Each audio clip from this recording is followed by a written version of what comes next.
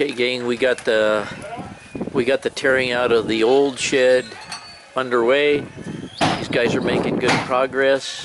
They're going to close up the end of the 16-footer on the left, and once they get all that torn down, then it'll be just doing the forms for the concrete.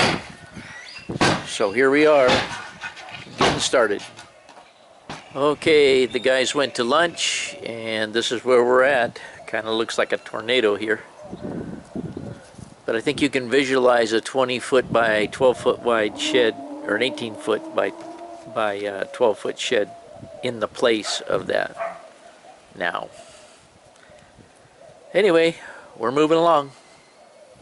Okay, these guys have got the old shed torn off, and they're putting up boards for the concrete. I don't know when they're gonna get that far. There's some things they got to do first. Other things, we're gonna try and rescue some of that curbing. They've got to figure out what to do with this insulation overnight, because they're gonna reuse some of it on the new shed, and I don't blame them. It's not in bad shape, so we got to figure out a place to put it temporarily.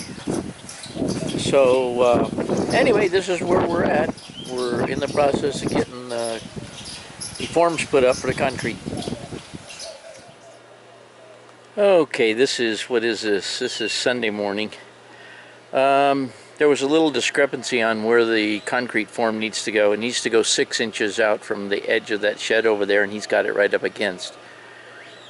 Had a little hissy fit over having to move it, but he's going to move it because I'm paying. They put they were supposed to block off this doorway and do the inside.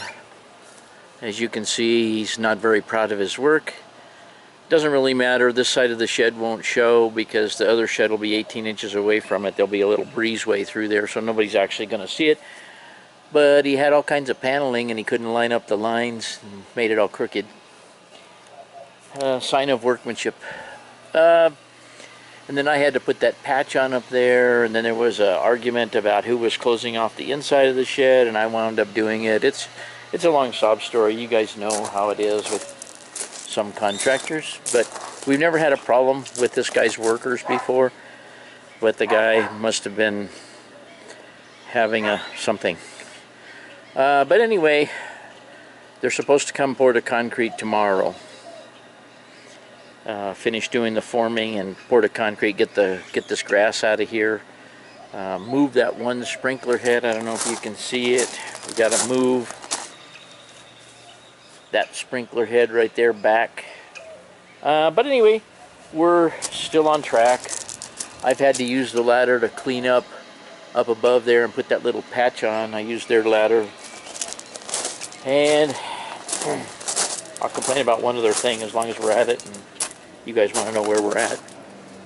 Here's their trailer. It's been here for several days. I think he wants to salvage this treated wood here. I don't care about it. All this sheeting came off of that shed, the inside and outside.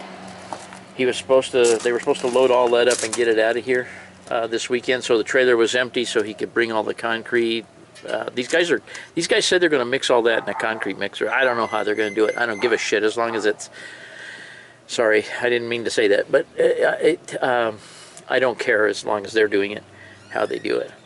And by the way, they did all of that pad with a mixer. So I don't care exactly how they do it as long as they get this stuff out of here and start getting the job done. The guy that owns the company, it's not really his fault. He's got a sciatic nerve problem in his leg right now. So he can't be here watching over this guy, and I didn't think this guy needed watching over, but apparently he does. He played Rob and I against each other in who said what about how to do what, and we caught on to that one real quick, so we no longer answer questions for him. He'll be contacting his boss directly.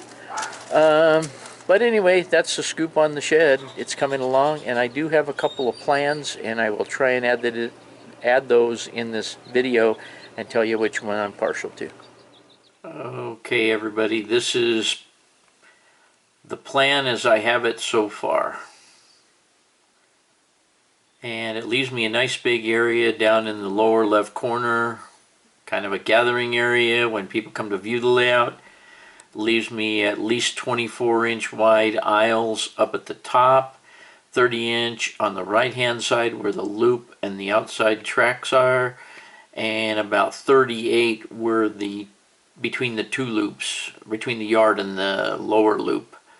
So I'm really happy with the space that it gives me. I can cheat on some of that and put buildings.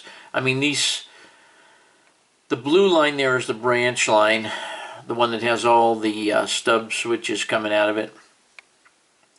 And of course I can make changes to that wherever I decide to put buildings. I'm almost scared to do it, but I'm going to try it anyway.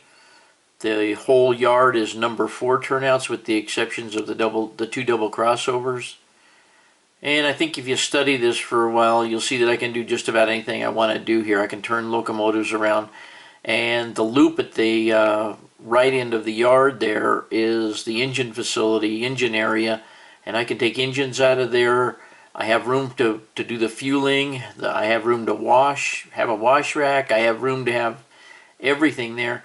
And I can take a locomotive out of there and run around on that green loop and come back and turn a locomotive around. I have a couple places too, if you study it long enough, to actually turn trains around. It's not an easy chore, but it will work. Down here, the blue loop is ground zero, and it comes on the branch line all the way around to this point here and makes a loop and goes back on the branch line into the yard. The purple loop is actually going to be about 2 to 3 inches above the other loop. It's going to start climbing. These 2 tracks are going to start climbing over here. The very outer one more than the inner one. And then over here there's going to be a bridge that's just a scenic view. And then it's going to start to go downhill around here down to this track, and this track will go downhill all the way back to the yard. The yard, from this, from this point right here, it'll be ground zero all the way around here. And from about this point, well, I could actually start uphill on this track about this point. I could start uphill on this one at this point.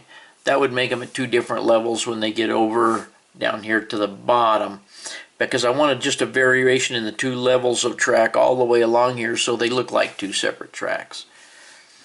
So anyway, that's kind of the track plan as it sits right, that's kind of the track plan as it sits right now. I have made many adjustments to it, given a lot of thought to what's going where. By the way, this goofy looking track that goes up in between right over here, the turquoise kind of track, I have a lot of maintenance away equipment, and all my maintenance away equipment is going to go on that track.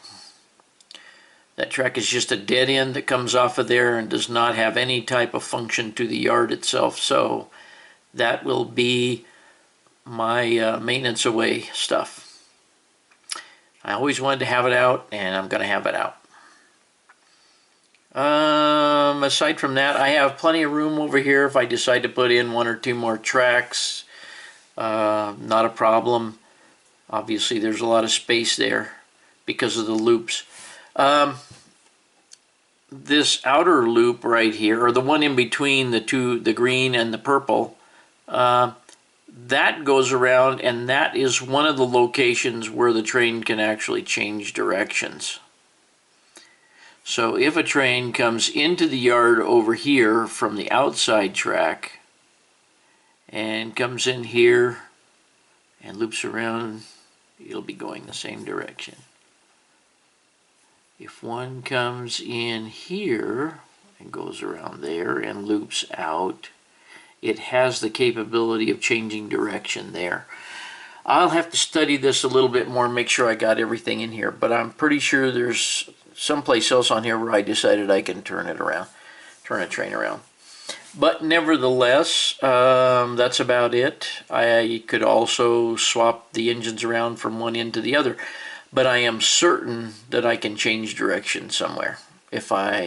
Once I get it going, I can look at it and I can certainly put a track in between these two tracks in whatever direction, either this direction or this direction, depending on which way I want to reverse the train. So that's not a problem. I'll leave it at that tonight.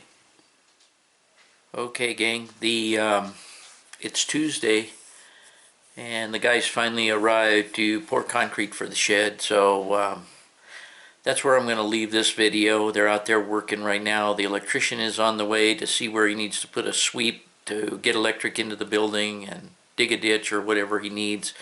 We'll see how it goes, and that's where we are.